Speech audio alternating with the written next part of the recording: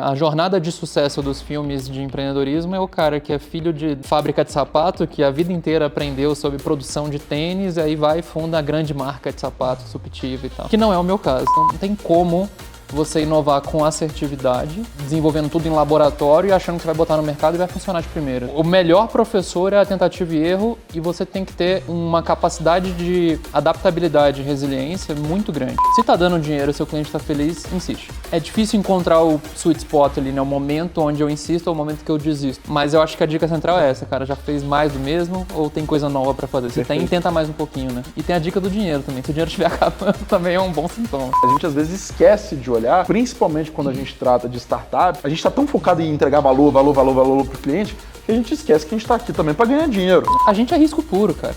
O investidor não sabe de onde a gente veio, o que a gente já fez, a gente só tem história para contar. Tem uma barreira que é muito difícil de vencer, que é a barreira do cara que fez faculdade um com o outro, da família que se conhece há 20 anos, que a gente nunca teve nada disso, assim. Eu não sou de nenhuma família herdeira, nunca fiz faculdade importante, então, cara, essa é uma barreira muito difícil. Sinceramente, tem que entrar e não ter medo de se relacionar. Assim, tem que criar relacionamento rápido e construir relações de confiança. Hoje eu tenho certeza que todos os venture capitals do Brasil nos conhecem, admiram o que a gente está fazendo e admiram eu e meus sócios na física. Se você não tomar tempo para entender isso, você tá à deriva, né? Sai pedindo dinheiro sem entender o que importa pro outro lado. A gente nunca teve esse papo técnico assim, mas isso explica para mim, eu acho que boa parte do sucesso que vocês tiveram nessa jornada de fundraising, né? Eu tinha um iPhone XR, de 5 anos. E o Vitor tinha um iPhone 8. Nossa, a gente foi direto comprar 2 celulares novos, assim, foi instantaneamente, assim, foi... E é engraçado, cara, porque é besteira, mas materializa a conquista, né? Você saiu com um objeto, assim, foi importante. Isso não tem nada a ver com comprar alguma coisa. Tem a ver com materializar momentos, realizar sonhos. Dá uma mensagem pra você mesmo de, cara, porra, aquele momento que eu tava esperando aconteceu. E não quer dizer que, nossa, agora é felicidade plena, dias orgasmáticos o resto da vida, não é isso.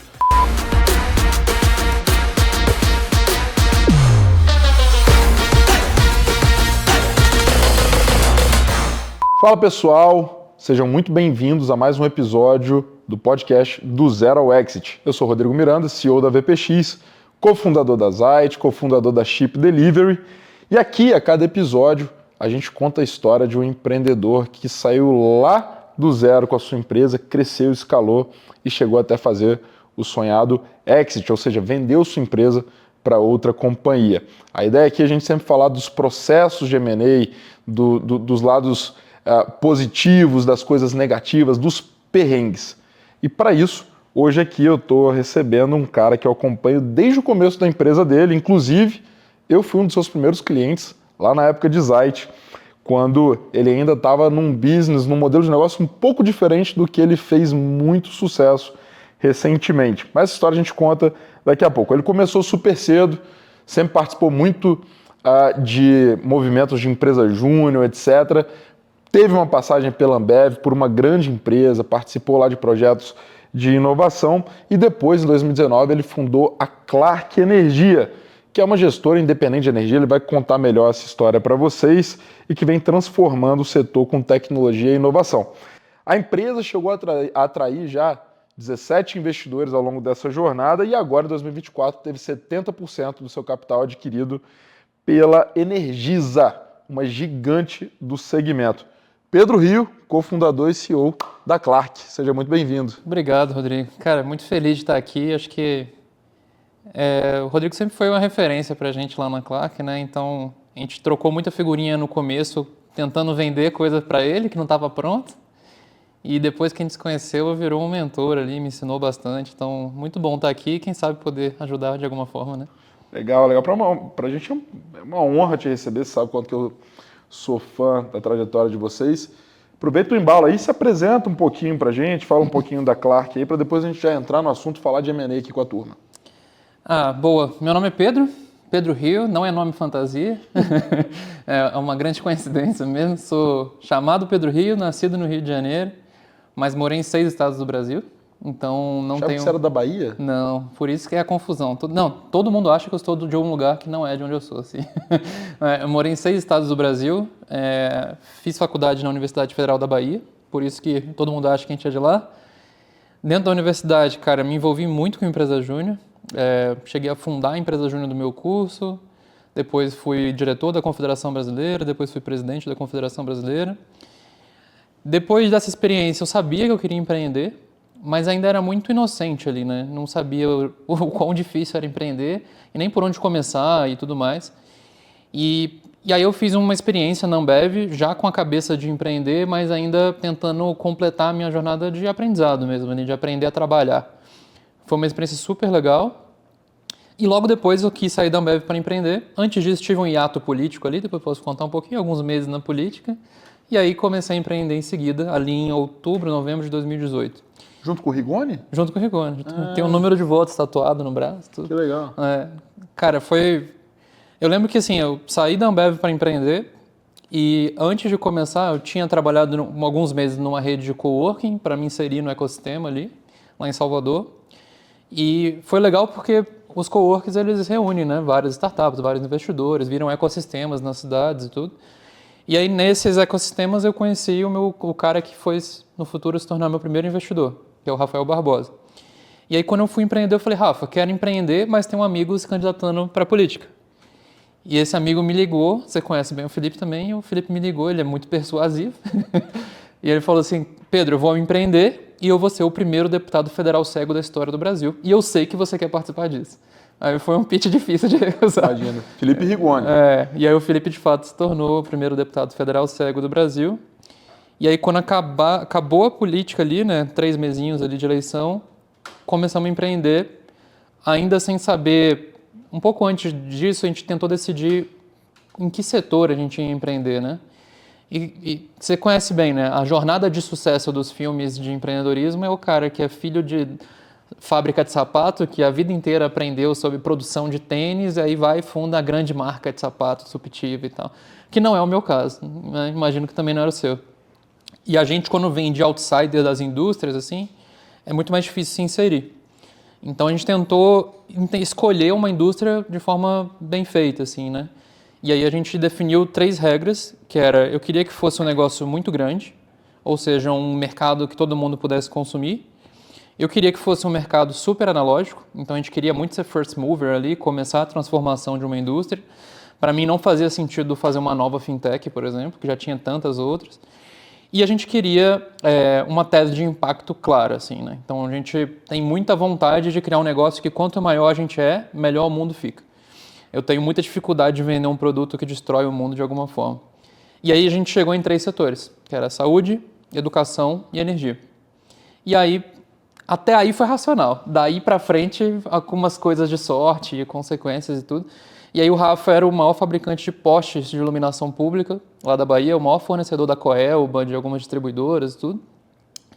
E aí o Rafa, cara, foi um baita mentor, assim, né? Foi a primeira vez que eu aprendi aquela frase que é não peça dinheiro, né? Peça mentoria. Porque se você pedir dinheiro, você ganha mentoria, se você pedir mentoria, você ganha dinheiro. E aí eu convidei o Rafa para me ensinar, assim, né? Tipo, cara, eu quero abrir uma empresa, o cara já tinha umas 40 empresas. Muito parecido, eu conheço um pouco da história do Rodrigo, né? Muito parecido com algumas pessoas que você teve no começo, claro, ali, empresários tradicionais ali e tudo.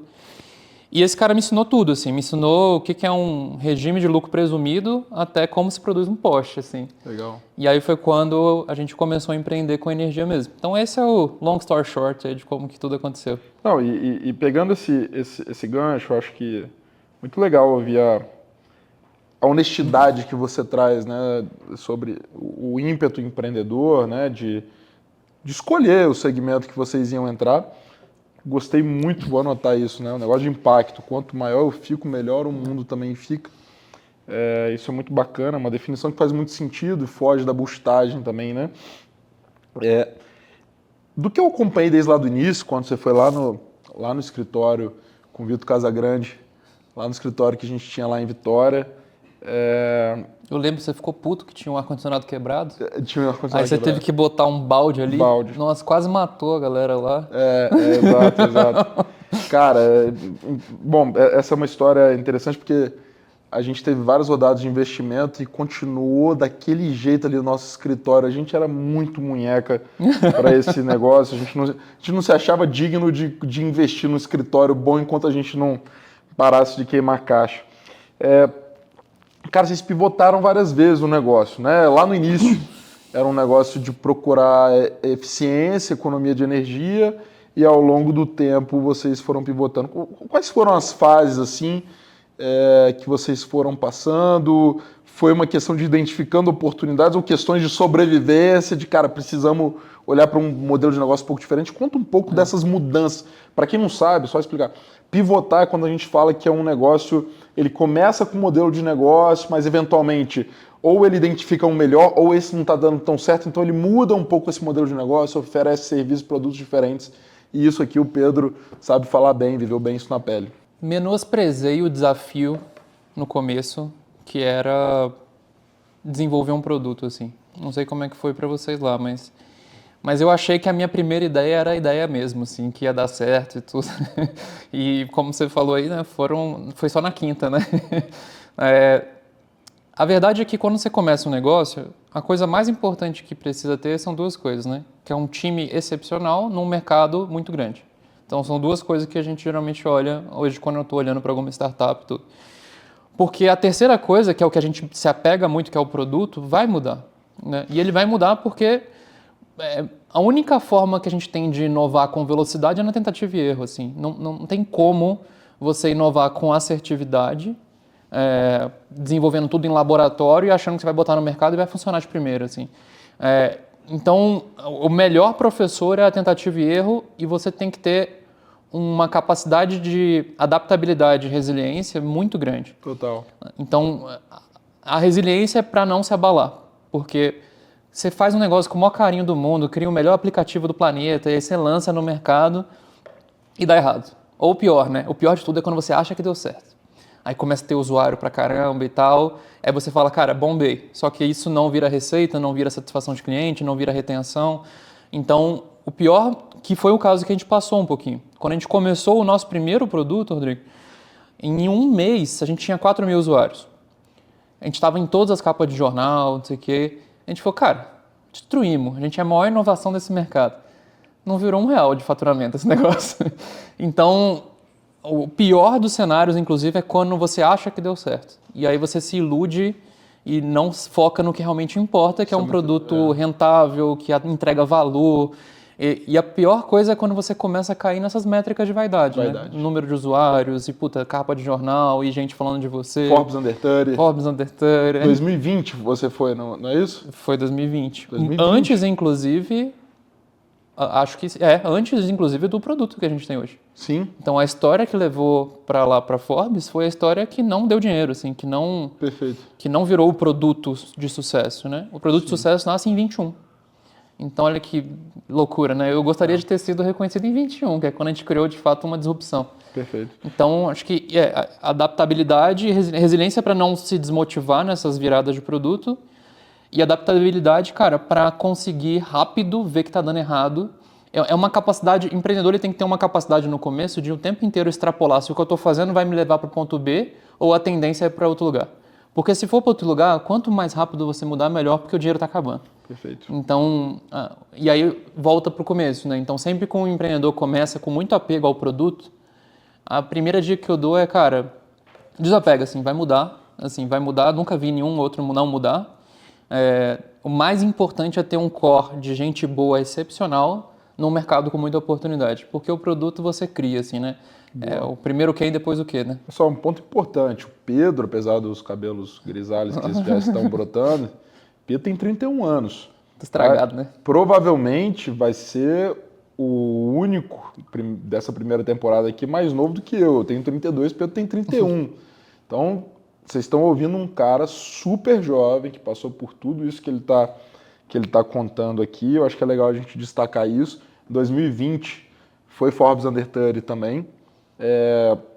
E olha como é que tem essas questões, né, vamos chamar de métricas de vaidade, mas isso não é no sentido ruim. Eu fui em 2021, logo depois eu passei um período super desafiador da minha vida também.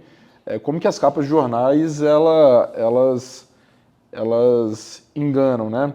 E eu gosto do que você fala sobre essa resiliência, sobre não estar apaixonado no produto, mas é muito doido, né, Pedro? Porque a gente tem que ser um pouquinho teimoso também. Sim. Ao mesmo tempo que você tem que estar aberto para se adaptar e pivotar, se você não tiver ali, cara, um pouco de teimosia, vou chamar assim, cara, de insistir um pouco, de, cara, deixa eu ver se não é isso mesmo, tal, você vai entrar eventualmente numa loucura tão grande, né, que você não para, que você não aprofunda em nada.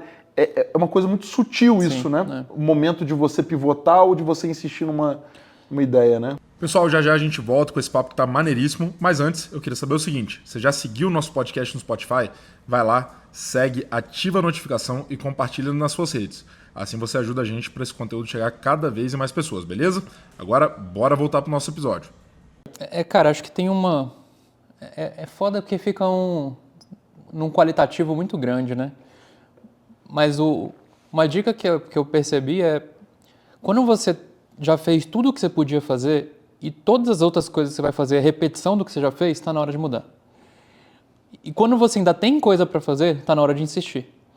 Então, quando a gente começou a Clark a Clark hoje, eu nem comentei direito, né? A Clark hoje é o primeiro marketplace de energia livre do Brasil. O que significa isso? A gente conecta consumidores médios e grandes, ali acima de R$10 mil de conta mais ou menos, por uma trava de lei, uma trava regulatória ainda, com os grandes geradores.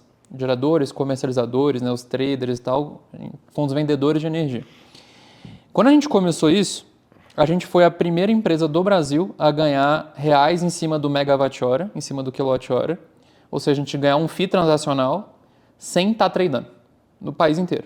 Então, a gente foi a primeira empresa a estruturar um modelo de negócio único no Brasil. E 100% das empresas de energia falavam pra gente que isso era impossível, que ninguém ia topar e blá, blá, blá. Hoje a gente tem as 75 casas de energia mais famosas do Brasil topando e operando com a gente, com mais de 30 contratos, com um contrato com mais de 30 casas, né? Com mais de 300 contratos.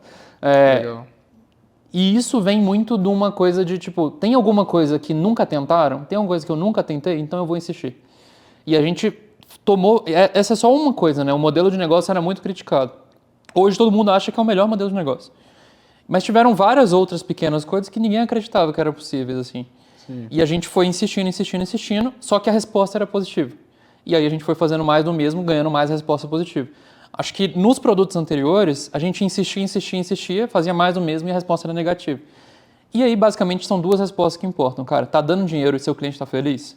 Tá atendendo uma dor? Se está dando dinheiro e seu cliente está feliz, insiste. Perfeito. E aí é difícil encontrar o sweet spot ali, né? O momento onde eu insisto ou o momento que eu desisto. Mas eu acho que a dica central é essa, cara. Já fez mais do mesmo ou tem coisa nova para fazer? Se tem, tenta mais um pouquinho, né? Perfeito, concordo totalmente. E tem a dica do dinheiro também. Se o dinheiro estiver acabando, também é um bom sintoma. Mas quando você fala, quando o Pedro fala sobre o cliente está satisfeito e está dando dinheiro, ele está dando a descrição do conceito de modelo de negócio, que é como que eu entrego o valor e como que eu capturo o valor. Né? Que é uma coisa óbvia, mas a gente às vezes esquece de olhar, principalmente quando a gente trata de startups, a gente está tão focado em entregar valor para o cliente, que a gente esquece que a gente está aqui também para ganhar dinheiro. Não é isso? Então, é uma coisa simples, mas que vale para todo mundo que tá ouvindo aí. Você acha que se vocês não tivessem pivotado para chegar nesse modelo de marketplace hoje, vocês também eventualmente teriam sido adquiridos ou o destino seria diferente? Cara, é possível que a gente fosse adquirido, sim. Provavelmente por um valor menor ou alguma coisa do tipo, porque a gente tinha outras competências que poderiam ser vendidas, né? Sim. Então a gente tinha uma tecnologia muito legal, a gente tinha um time muito diferenciado, mas isso são alguns elementos da precificação, né? Então, naturalmente, o que dá mais valor numa precificação é número de clientes, contratos que você tem para receber, então isso dá muito mais valuation para a tua companhia. Mas outras coisas também podem dar valuation. Então, acredito que sim, poderia ter tido uma saída, mas subprecificado em relação agora. Mas, assim, o que mais me interessa, na verdade, é saber que eu estou insistindo num produto que está disruptando o setor. Assim. O meu maior medo nessa história era a gente ser adquirido por alguém que acreditasse numa tese ruim. E aí eu tivesse que investir nessa tese ruim. Se eu tivesse que ficar 3, 4 anos investindo meu tempo numa coisa fracassada, eu seria bem frustrado. Cara, isso é muito cirúrgico, isso que você está falando, e a gente vê várias empresas, não só que são compradas, mas que são investidas, às vezes, numa tese que os próprios fundadores, às vezes, não estão mais comprados, mas eles têm que sustentar o discurso. né? E, cara, vira um sofrimento aquele negócio, né, cara? Muito bom você falar isso. E falando de investidor, cara, eu acho que eu conheço poucas pessoas que sabem jogar tão bem quanto você soube nesses últimos anos. O jogo do Venture Capital, de maneira, eu não estou falando só de atrair investimento, mas de criar boas relações, de ter bons relacionamentos com fundos, com corporate venture capital, etc. Como que foi isso para você? Como que começou esses relacionamentos com investidores, né? Você era o cara de frente, Sim. né? E contar um pouquinho do que você acha que é importante, porque isso é uma dúvida muito grande. Assim, tem gente que não consegue sair da estaca zero para se relacionar e eu acho que você faz isso muito bem. Cara, acho que fundraising, acho que para além de venture capital, acho que fundraising em geral é uma mistura de duas coisas: relacionamento e tese alinhada com o teu investidor, né? Então, relacionamento e tese. Falando primeiro de relacionamento, cara, tu veio do Espírito Santo, eu sou carioca, mas vim de Salvador, né? Furar a bolha de São Paulo é muito difícil, né? A gente sabe mais do que ninguém. E eu acho que, bem entre aspas, tá? Eles têm um pouco de razão. Que é tipo, eles se conhecem, eles já fizeram um negócio juntos. Então, quanto mais relacionamento você tem com um grupo de pessoas, menor o risco. E aí vem um estrangeiro pra cá, né, pra São Paulo, a gente estrangeiro vem pra cá, a gente é risco puro, cara. O investidor não sabe de onde a gente veio, o que a gente já fez, a gente só tem história pra contar. Então, tem uma barreira que é muito difícil de vencer, que é a barreira do cara que fez faculdade um com o outro, da família que se conhece há 20 anos, que a gente nunca teve nada disso, assim, eu não sou de nenhuma família herdeira, nunca fiz faculdade importante, então, cara, essa é uma barreira muito difícil. E aí, sinceramente, tem que entrar e não ter medo de se relacionar. Assim, tem que criar relacionamento rápido e construir relações de confiança. Total. Então, hoje eu tenho certeza que todos os venture capitals do Brasil nos conhecem, admiram o que a gente está fazendo e admiram eu e meus sócios na física. Pela relação de transparência, de comunicação, de quando está indo bem, falar que está indo bem, quando está indo mal, abrir o jogo. Perfeito. Então, cara, e criando relações físicas, né, e não PJ, né, PF, não PJ. Então, acho que o empreendedor de startup, ele falha muito em ir para um evento, por exemplo, e só trabalhar no evento, né? É isso. Ele vai pro evento, cara, para falar de trabalho o tempo inteiro e tal. Isso. Cara, a primeira coisa que eu chego no evento é tipo, cara, eu quero conversar com alguém interessante, só isso. E se vai ser alguém que vai me gerar algum tipo de investimento no futuro, não me importa, assim.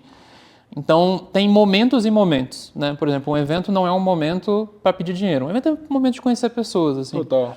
Então, acho que eu me coloquei numa posição muito de criar relações positivas em São Paulo e aproveitar o primeiro fio que eu tinha para puxar, eu puxei. Então, é um amigo que era diretor da Endeavor. Aí esse cara foi e me apresentou outro fundo, que me apresentou o fundador da 99, que me apresentou não sei o quê.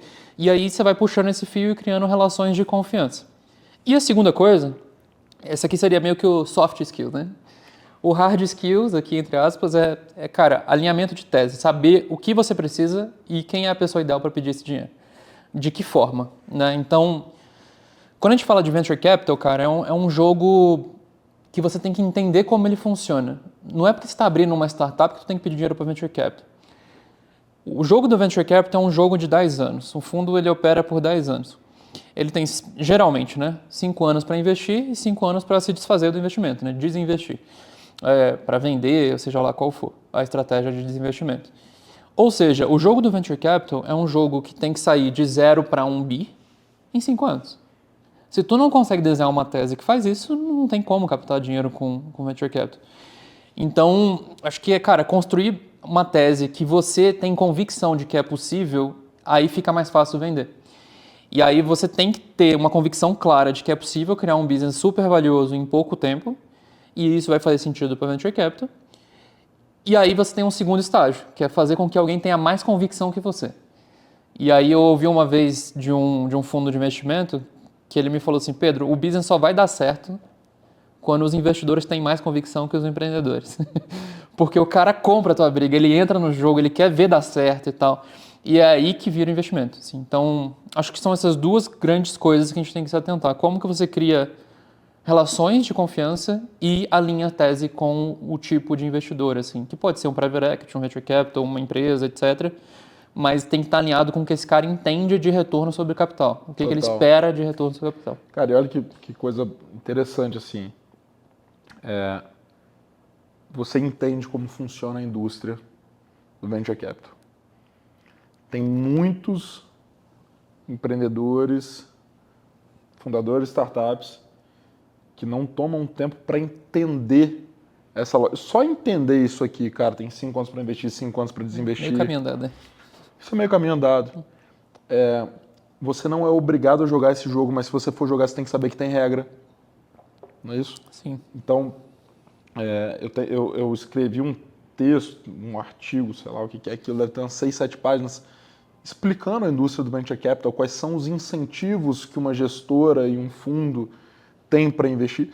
Se você não tomar tempo para entender isso, você está à deriva, né? Uhum. Você sai pedindo dinheiro sem entender o que importa para o outro lado. Então, eu acho que a gente nunca teve esse papo técnico assim, mas isso explica para mim, eu acho que boa parte do sucesso que vocês tiveram nessa jornada de fundraising, né? Acho que, cara, ouvindo você falar, eu penso em duas coisas. Primeiro, eu não sabia. Né? Lógico. Cara, eu não cheguei aqui em São Paulo sabendo fazer fundraising, não cheguei sabendo como... Claro. Não sabia o que era um fundo de venture Claro. capital, eu nem sabia falar inglês direito. Hoje eu falo inglês, mas demorou para aprender. Então, demorei para entender que venture capital era literalmente capital aventureiro e aí como que funciona o capital de risco e tudo mais.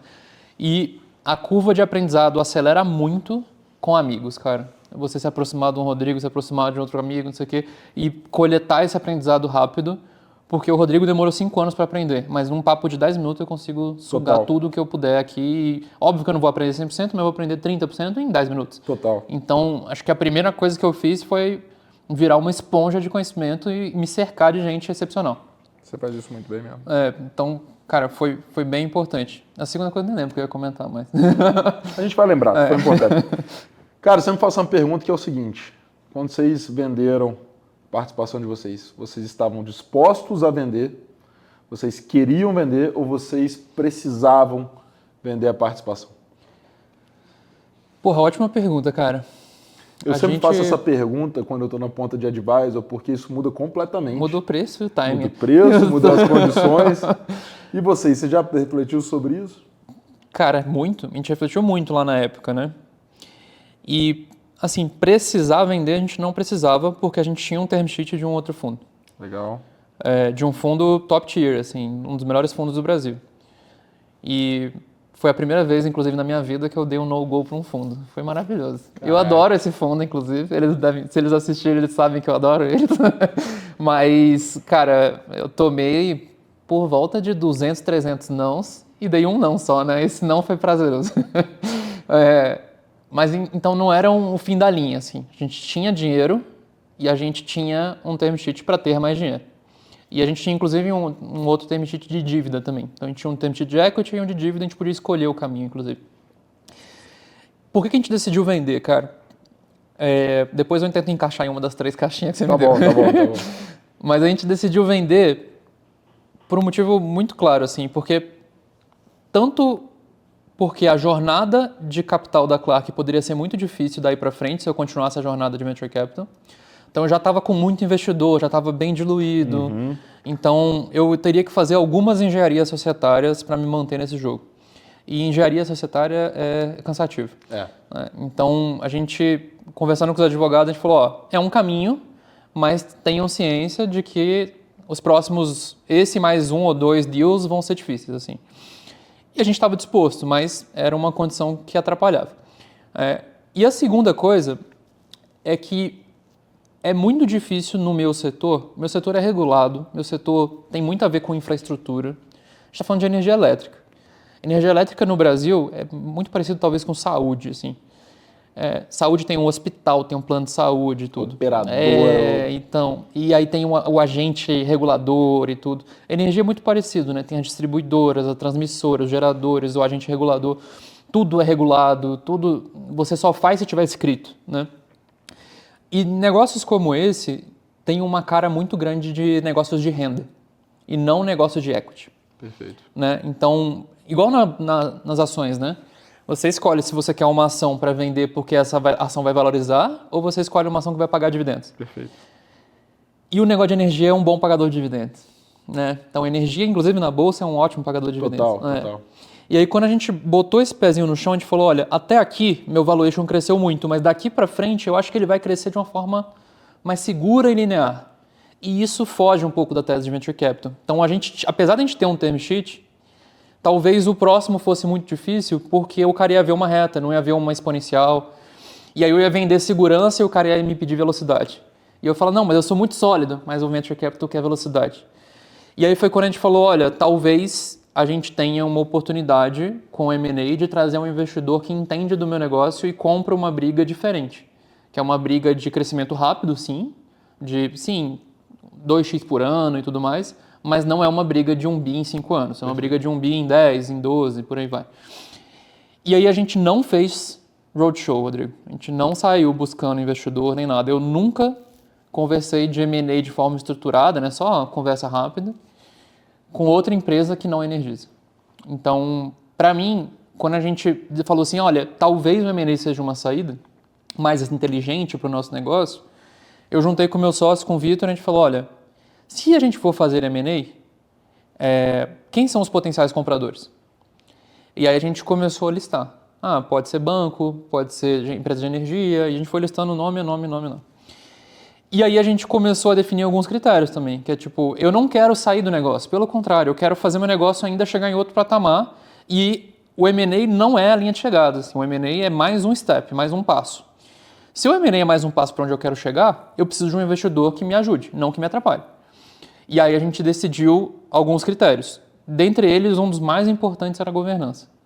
Então, como que eu trago um investidor que, assim, é natural que qualquer M&A vai deixar a sua governança mais complexa. Claro. Acho que é impossível não deixar. Até porque, cara, o cara tá skin on the game, tá botando grana. Geralmente no M&A é o cara que mais botou grana de toda a sua jornada, porque o cara compra todo mundo e tudo mais. Então, ele tem razão em aumentar a governança. Claro.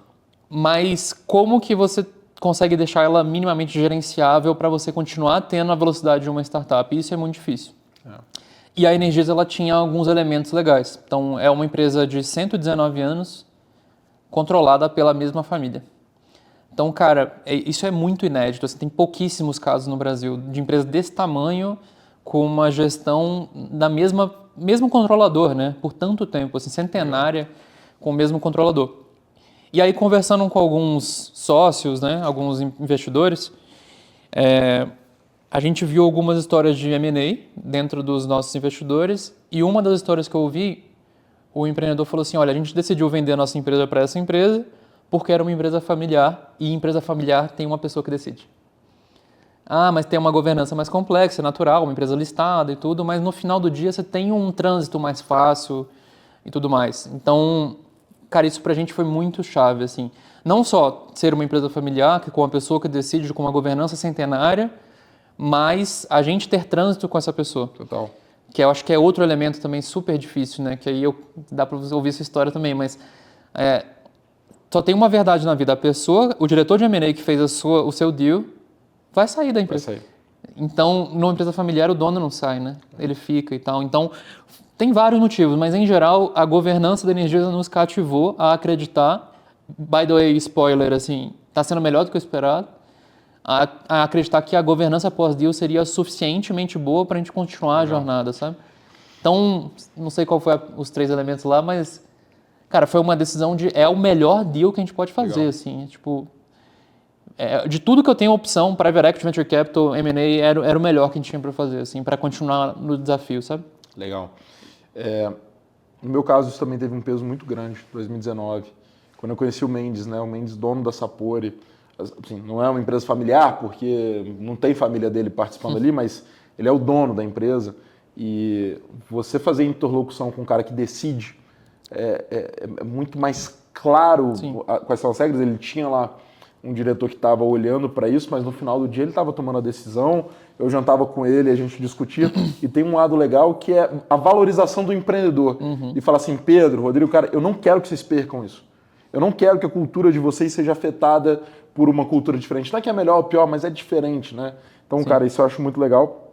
E, cara, os acordos tácitos são importantes. Total. Então, quando você está fazendo um M&A lá com o diretor de uma empresa grande, você faz uma série de acordos que não estão no contrato. Você faz uma série de acordos que não estão no contrato. Enquanto aquele cara estiver lá, seus acordos são protegidos. Exato. Então, cara, você poder fazer isso com alguém que nunca vai sair, Exato. tipo, existe um alinhamento, que é, por exemplo, a gente com os controladores da Energisa, a gente falou, olha, a gente tem um consenso de que inovação numa empresa grande só funciona com autonomia.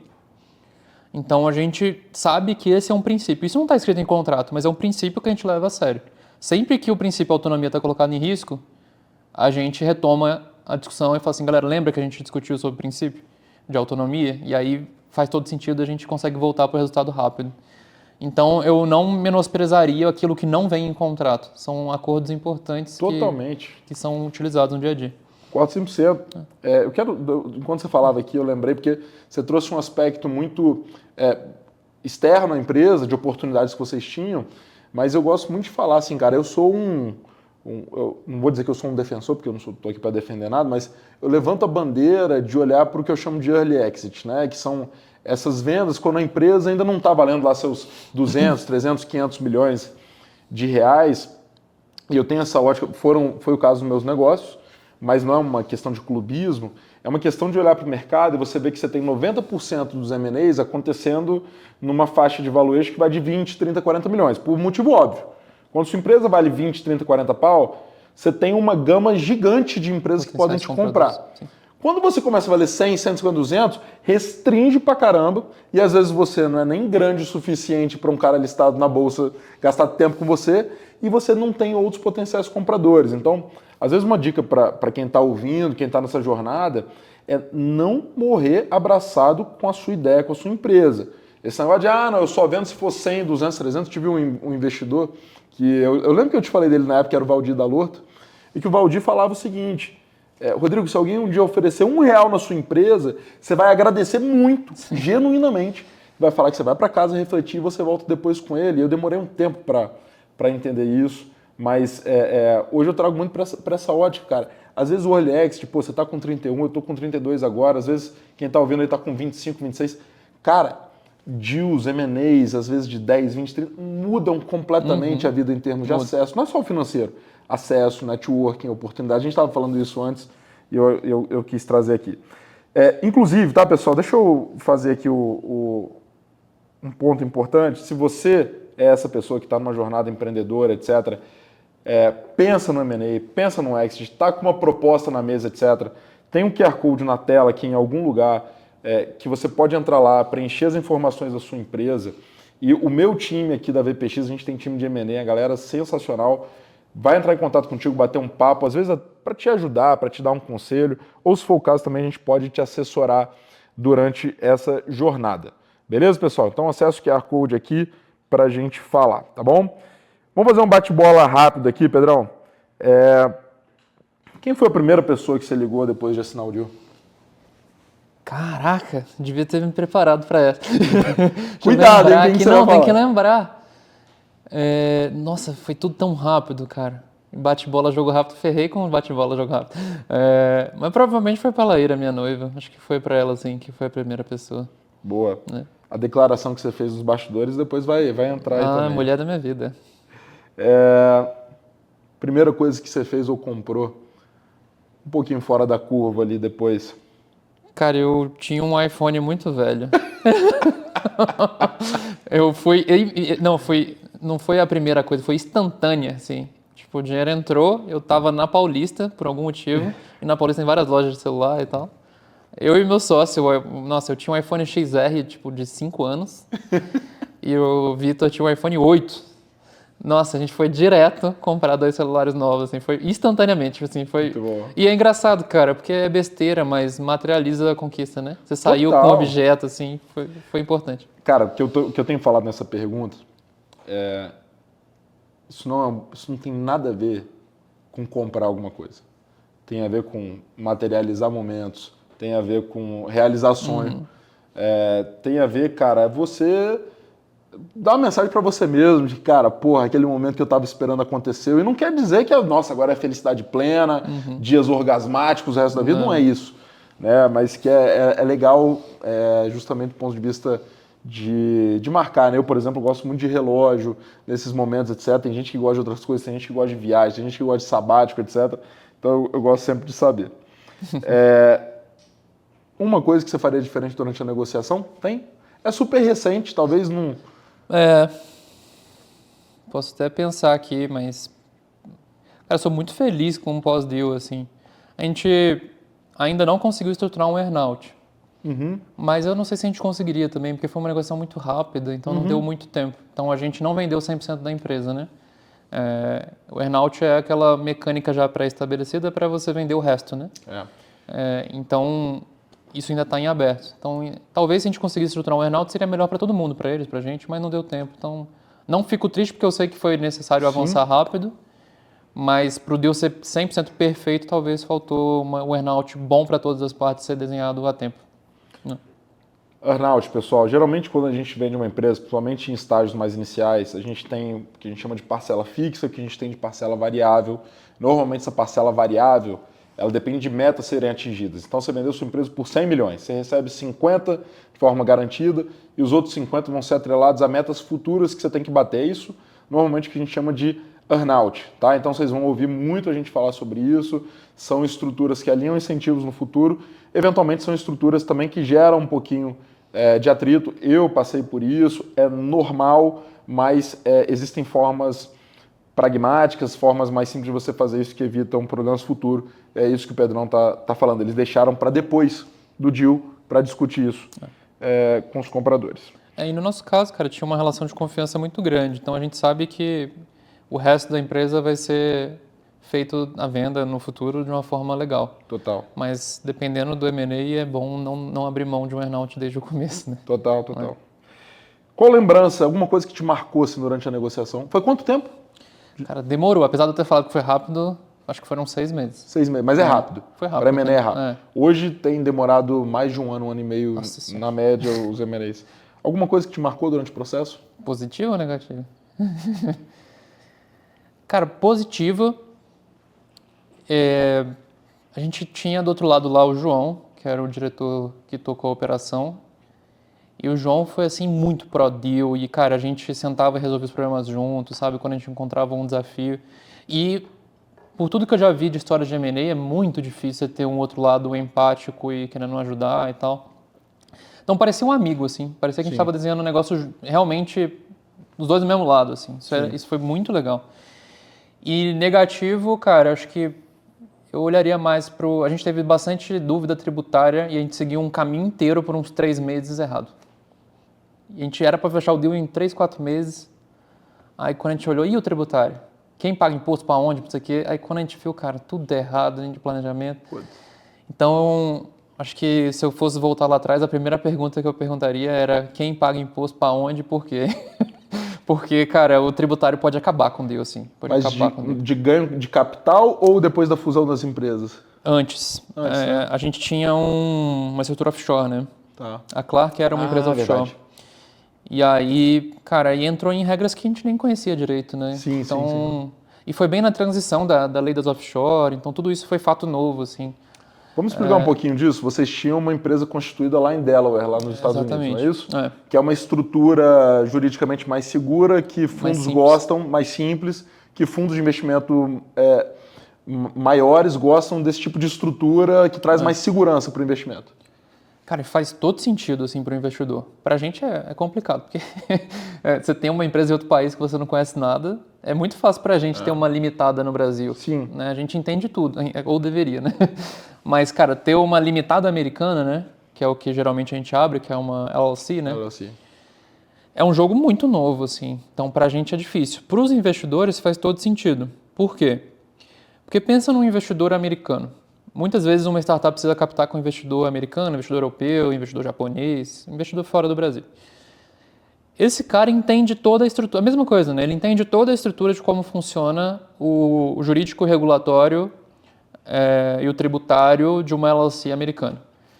Para ele é trivial investir numa LLC. Agora, investir numa limitada é conhecimento novo que ele não está afim de desenvolver. Isso é o básico de confiança do investidor em botar dinheiro numa estrutura jurídica. Mas, para além disso, cara, os Estados Unidos têm uma estrutura jurídica muito mais moderna que a nossa. Assim. Então, até hoje no Brasil, a gente não tem um mecanismo seguro de stock option.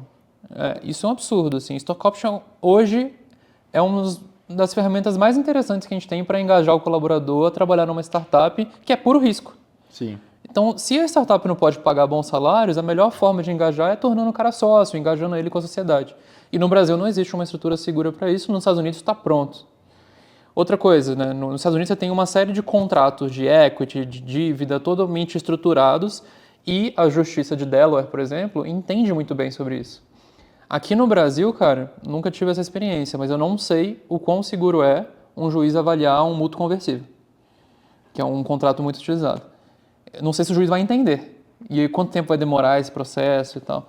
Então, pensando até em estrutura jurídica, regulatória e como os tribunais americanos entendem mais sobre isso, é muito mais seguro para o investidor e às vezes também para o empreendedor operar lá fora. Legal. Só que no nosso caso, quando a gente foi fechar, a gente tinha alguns riscos de bitributação dependendo de como que a operação seria feita. Vai ser feita pelo Brasil, vai ser feita pelos Estados Unidos, uma coisa compra a outra. Então, tudo isso torna muito mais complexo. E o problema não é nem a complexidade, porque a gente resolveu. Né? E a gente pagou, quase que a gente pagou o ganho de capital 2 vezes, por exemplo. Ia inviabilizar muito. A gente pagou uma vez só, que é o certo, né? Do jeito certo. Mas se a gente tivesse perguntado sobre o tributário desde o começo, ficado seguro sobre ele, a gente pouparia uns 2, 3 meses de trabalho. Ganho de capital, pessoal. Ganho de capital é o imposto que você paga quando você vende a empresa. Você paga ali a partir de 15% sobre a valorização da sua empresa. Você paga como imposto. Eu já tive amigos que pagaram mais de 5 milhões de ganho de capital. E alguns sempre pensam, mas se eu botasse no bolso 30 milhões, eu pagava 5 sorrindo. Não existe isso. Não vai nessa não, tá? Porque dói. Mesmo para quem tem 1 bi no bolso, pagar 1 milhão, 2 milhões, 5 milhões de qualquer coisa que seja, dói. Então, entender esse tipo de estrutura, pelo menos, te faz não pagar mais. A gente tem que criar um glossário depois aqui das coisas que a gente está falando, mútuo conversível, etc., para a gente cumprir o nosso papel educacional aqui, mas uma aula com você aqui hoje, Pedrão. Mas acho que o mais legal disso, que volta lá para trás do papo da esponja lá, é você estar em círculos falando um bocado de coisa que você não entende. Aí você começa a anotar isso aí, galera, e em alguma hora você vai perguntar para alguém, mas pô, ouvi falar de earnout, o que é earnout? Acho que tem que se expor mesmo e aos poucos a gente vai aprendendo. Imagina se tivesse já um do Zero Exit lá atrás para você poder ouvir, não tinha, saber né? Não tinha, pô. Putz, eu não tinha com quem conversar, não tinha o que assistir, não tem conteúdo confiável, né? De qualidade, senão você vai cair, o conteúdo que a gente tem para empresário no Brasil é muito tradicionalista, talvez, né? Não é uma gestão mais ágil, que são essas práticas que a gente tem adotado. Então, ocupa um espaço legal de conteúdo mesmo. Fala um M&A nacional ou internacional que você viu, que você achou legal, assim, que te impactou. Zayt. Cara, brincadeiras à parte, você sabe o quanto você foi benchmark pra gente, né? Então, a gente aprendeu com os sucessos e os fracassos também, seu, de outros amigos e tal. Mas a gente estudou muito antes de fazer o M&A, né? Então, a gente estudou muito, por exemplo, a gente foi investido pelos fundadores do Guia Bolso. Sim. Thiago. E os fundadores do PicPay, né? O Diogo. O Thiago, o Benjamin e o Diogo. O Diogo pelo PicPay e os meninos do Guia Bolsa. O Diogo foi meu mentor, investidor também. Nosso investidor em comum. E foi engraçado que um comprou o outro, né? O PicPay comprou o Guia Bolsa. É outro cara legal pra trazer aqui, né? Porra, todos eles. Quem que você indica pra trazer aqui falando nisso? Putz, se eu falar um nome, vai esquecer dos outros, né? Pode falar. Tem espaço do... Cara, eu vou fazer um parênteses de um cara que não é um papo só hard skills, assim. Que eu acho que papo hard skills vários vão conseguir.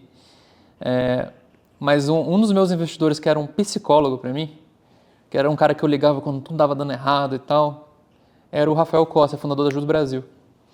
A Justo Brasil é o maior portal jurídico do mundo. Tô ligado. E o Rafa não tem noção do tamanho do negócio dele, assim. Ele é um cara mega simples, assim, super acessível e tudo. E criou um negócio com fundamentos sólidos. Eu digo que a Justo Brasil é a startup moderna desde sempre. Porque a gente hoje fala de startups camelo e coisas do tipo, né? que é empresas que são rentáveis, com fundamentos claros, um produto sólido, com um mercado bem estabelecido e tal. Por exemplo, a Ajuda Brasil, cara, sempre teve fundamento sólido, sempre foi rentável, sempre foi brequivada. Eu lembro que eu brincava com ele, eu falava assim, Rafa, eu tô com caixa para 24 meses. Aí o Rafa olhava para mim e falava assim, eu tô com caixa para 200 anos.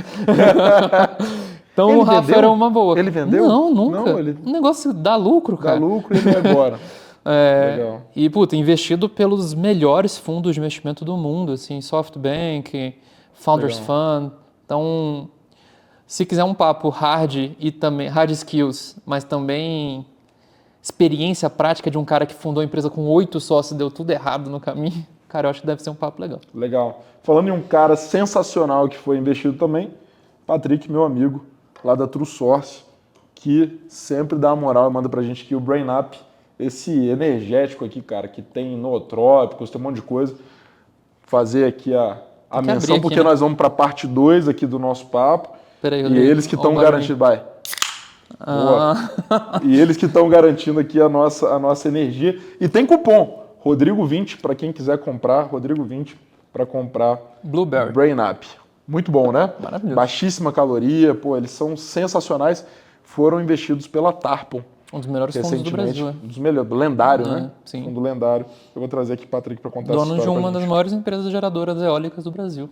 Chama Serena. Antigamente chamava Ômega. Legal. É. Patrick e a sócia dele, que se eu não me engano é Cris, se eu não me engano. Posso ter errado, mas ele tem uma sócia também espetacular. Pessoal, lá no Spotify a gente coloca uma caixinha de perguntas para você que quer que a gente traga alguém aqui, uma pessoa específica, um empreendedor, etc. Então, se você está vendo em outra plataforma, no YouTube, onde quer que seja, vai lá no Spotify, comenta lá quem que você quer que eu traga aqui em casa para tomar um Brain Up, para tomar uma cerveja ou um vinho comigo, para a gente conversar também sobre essa jornada do Zero ao Exit. Vamos para a parte 2 aqui, vamos falar sobre pós-M&A. Eu quero destacar um negócio muito importante. Diferente da maioria dos outros deals empreendedores que eu estou trazendo aqui, o Pedro ele vendeu 70% Isso. da participação acionária. Tá? E isso influencia em vários aspectos do pós-M&A. Primeiro é que ele continua sendo sócio de quem comprou ele. Quando eu vendi as minhas empresas, a gente vendeu 100%. Então eu não tinha, por exemplo, um acordo de acionista com os meus sócios. Você provavelmente tem um acordo de acionista, Tem. você está num contrato social, você teve discussões durante o M&A que eu não tive, justamente por você não ter essa composição societária. Aqui não tem melhor ou pior, mas você precisa entender que é diferente. Eventualmente vocês vão ter que discutir regras de saída lá na frente, se um for comprar o outro, qualquer regra, se um quiser sair, etc. Papapá. Então, uma venda parcial, tá, pessoal, é diferente, tem muitas nuances diferentes de quem vende a empresa totalmente. E muito cuidado com esses discursos simplistas de eu quero continuar sócio, ou não, é sempre melhor vender tudo.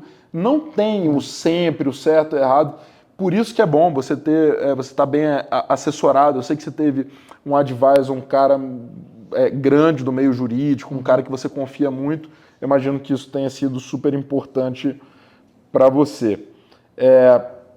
Falando do pós-M&A, o que mudou profissionalmente falando para o Pedro? O que mudou para a Clark depois de ter um sócio, trazer como sócio uma empresa tão espetacular como a Energisa?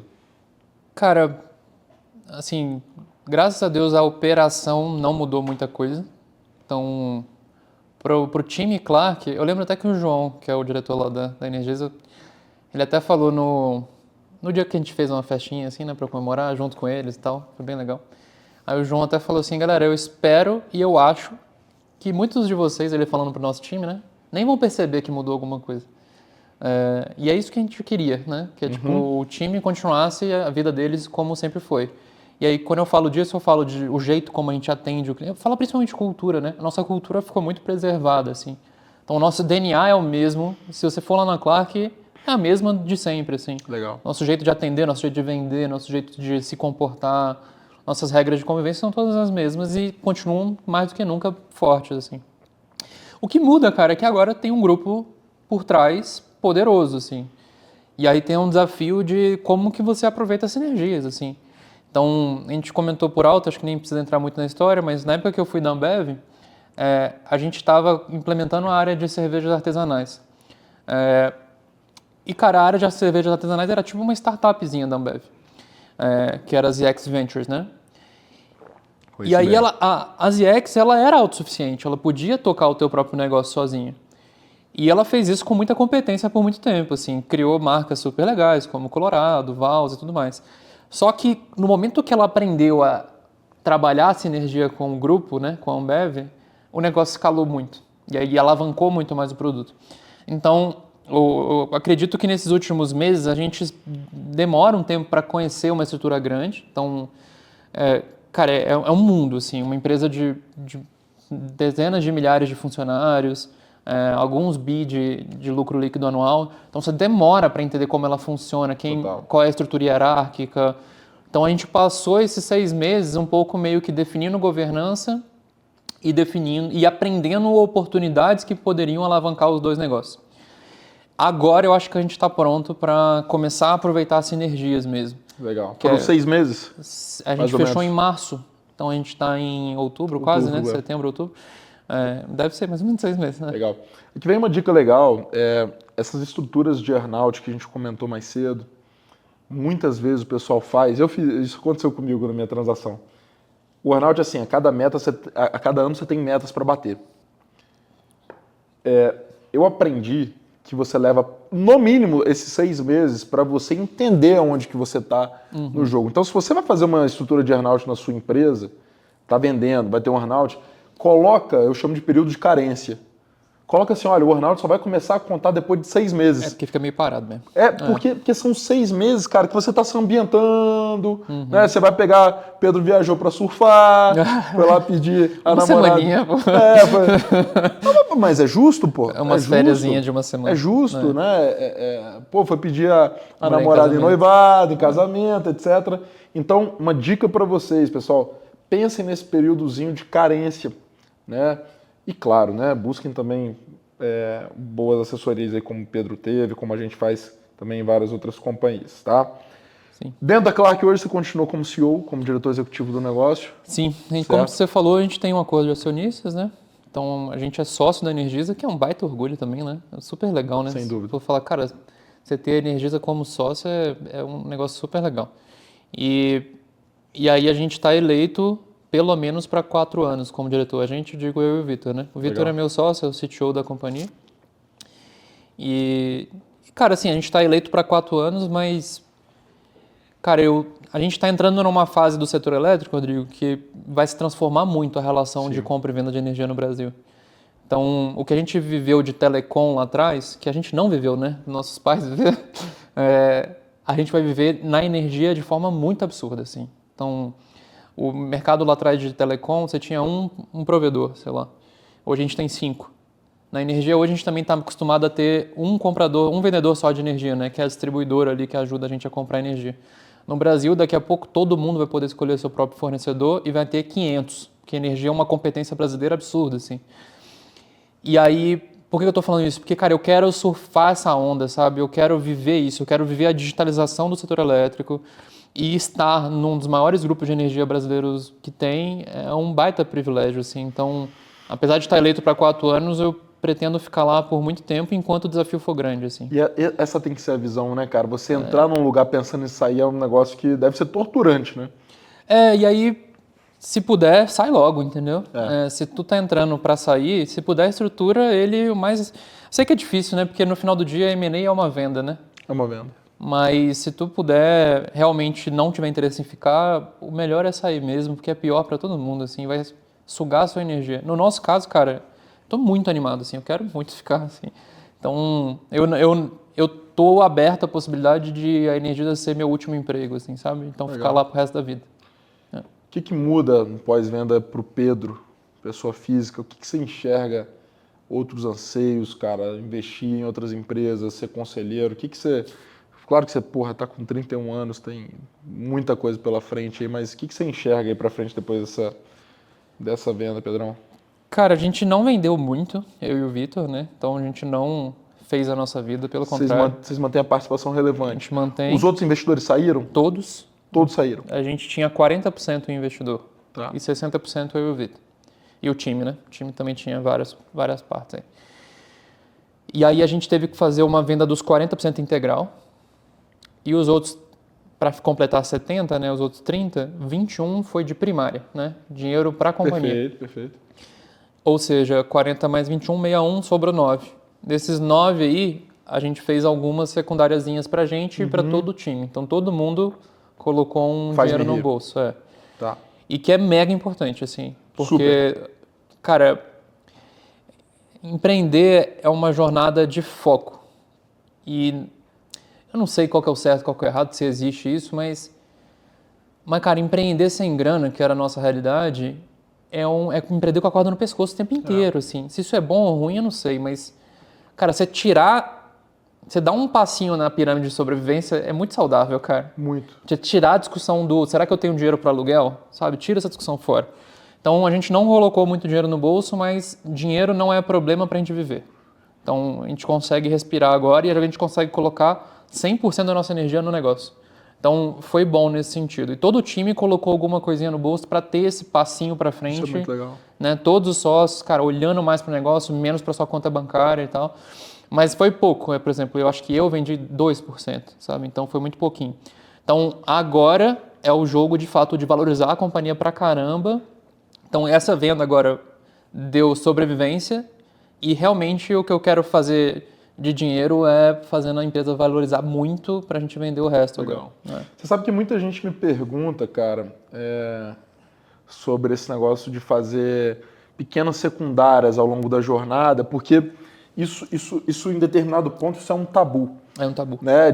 O fundador está vendendo uma parte dele, fazendo secundária, quer dizer que ele não está comprado na tese. Eu acho isso uma besteira sem tamanho.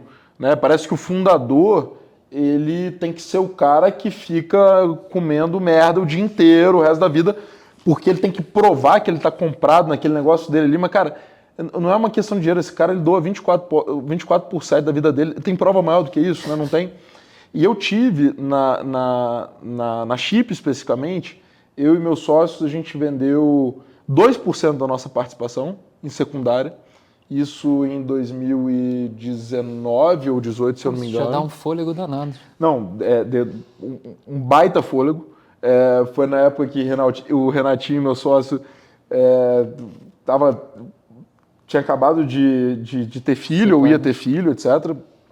Cara, imagina a paz que isso não traz pro coração, né? De quem... Então, o Vitor tinha 70 centavos na conta, uma filha e uma esposa. É isso. Então, nós fizemos um pouquinho nessa secundária e me lembro que na época, cara, aquilo me sustentou um ano em São Paulo. Nossa. Aquele dinheiro, aquilo me sustentou um ano em São Paulo. Eu ganhava, meu salário era R$3.000 por mês para morar em São Paulo. Você sabe que isso normalmente não dá nem para um final de semana para muita gente, né? Não para mim, para muita gente não dá nem para um final de semana em São Paulo. E esse era meu salário. Então, essa foi uma alternativa que eu acho que foi bom para todo mundo. Não me deixou rico, não me deixou milionário, mas isso me ajudou a sobreviver. Então, assim, eu acho que, cara, se você é um fundador, se você tem a oportunidade de fazer uma secundária e dando pequenos respiros, cara, não fica nessa de, nossa, vai pegar mal. Pegar mal é chegar uma hora que você não tem dinheiro nem para comer e você vai ter que tomar decisões porque você está com a corda no pescoço. Né? Então, assim, eu acho que tem que ser um tabu que a gente quebra isso.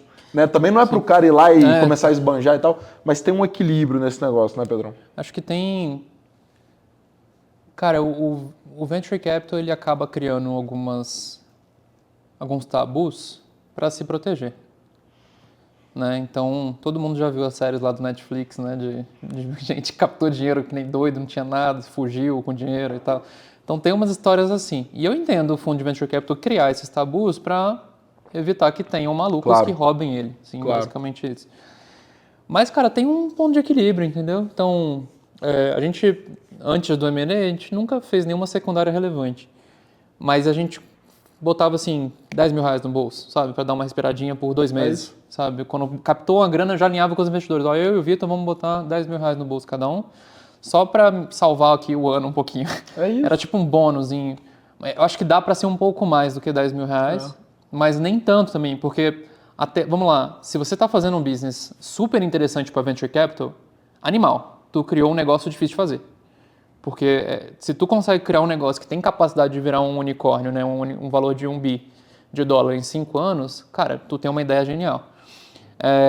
E tu tem a capacidade de execução para isso, animal. Então, realmente colocar o máximo do investimento na operação é interessante. Então, até uma série B, tirar secundária pode ser um pouco ruim mesmo para o negócio.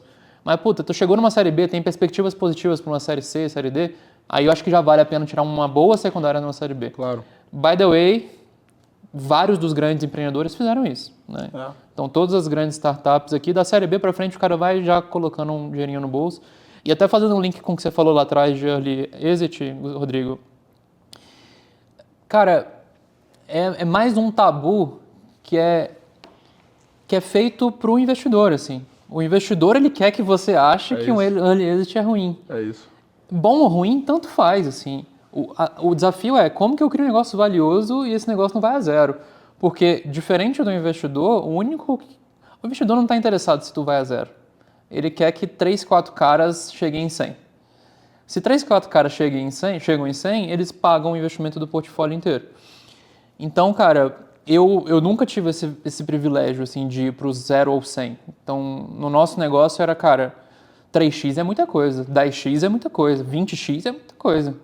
Então, eu vou brigar para o 100, mas se morrer no 20, não é ruim, assim. E os nossos investidores tinham isso alinhado com a gente. Legal. E aí, fazendo o link total aqui assim agora, acho que uma coisa que eu nunca tive foi pensar desde o começo na minha jornada de capital inteira. Eu pensava, sei lá, no primeiro e no segundo passo, mal no terceiro. Cara, eu acho que sem nenhuma emoção, tu tem que pensar exatamente qual vai ser a jornada do teu negócio. Tipo, plano A, plano B, plano C, como é que se eu estiver performando dessa forma, para que caminho eu vou? Se eu estiver performando dessa forma, para que caminho eu vou? E enxergar saídas, assim. Se eu estiver indo para cá, quem pode comprar meu negócio ou eu vou para IPO? Se eu estiver para cá, quem pode comprar meu negócio ou eu vou para IPO? No momento que esses mapas estão desenhados, a decisão é racional. Cara, e por incrível que pareça, por mais que a indústria te incentive ao zero ou nada, ou tudo ou nada, quando eles veem um retorno de 3, 5x, às vezes é valioso para eles também, Demais, sabe? demais. Então faz sentido. Você sabe que sempre me perguntam qual é a hora de vender. E essa pergunta que não tem resposta. Né? Se puder ir para o 1000x, vai para o 1000x. E aí, uma coisa para a gente refletir, né? Talvez uma crítica. Se você ouve lá o cara do Snapchat lá, que recusou uma proposta de 1 bi, mas hoje vale 10 bi. Sei lá, é uma história mais ou menos essas ordens de grandeza, né? Cara, mas é a história de 1 em 1 zilhão, né?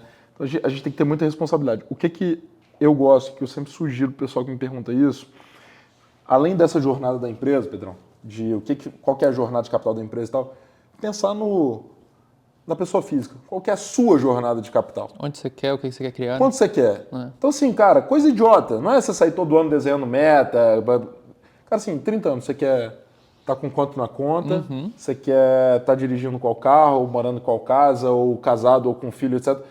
Você estabelecer isso, cara, eu tinha, né? Eu tinha um número para 30 anos.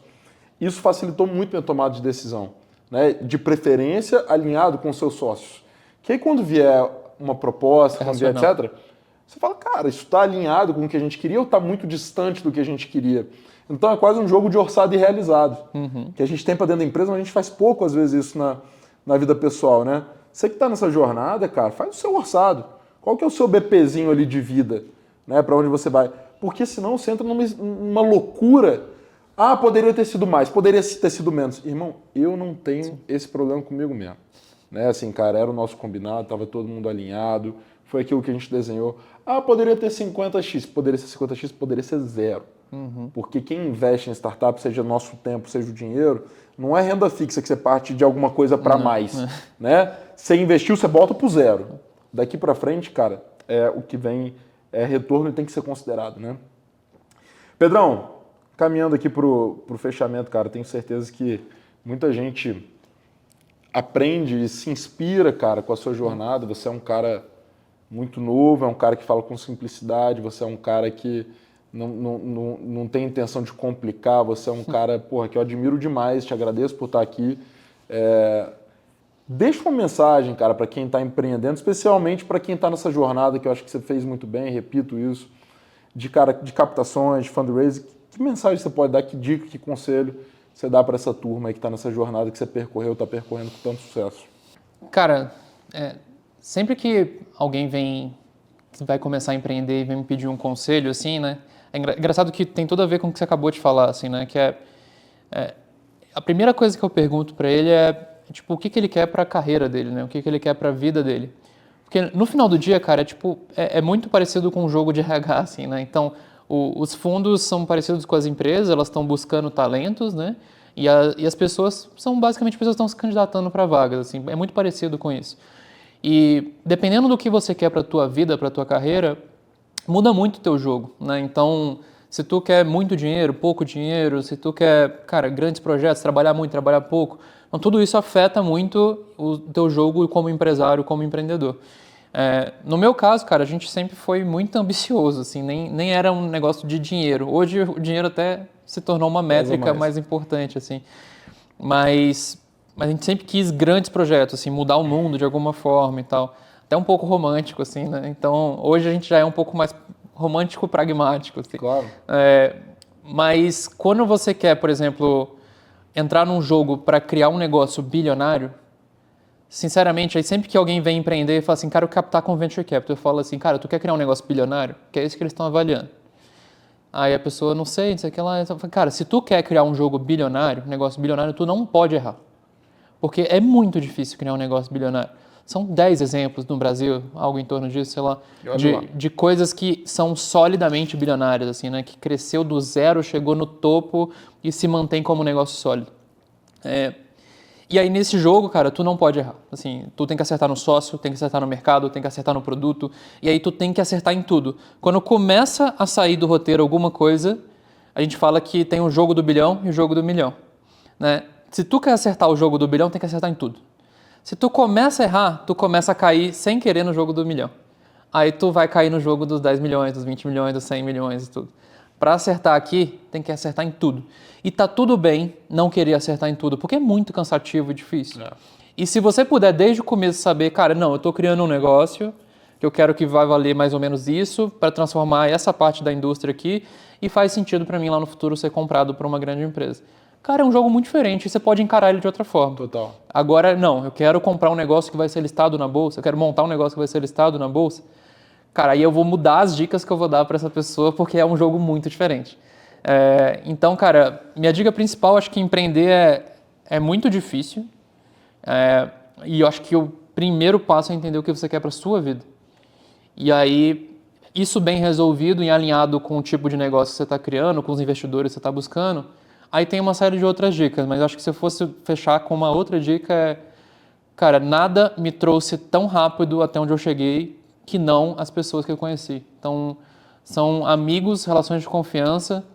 E, cara, uns vão virar muito seus amigos, outros vão virar colegas, mas se todos eles, se você tiver uma relação transparente, tipo, eu e o Rodrigo, a gente conversou, cara, 10 vezes na vida.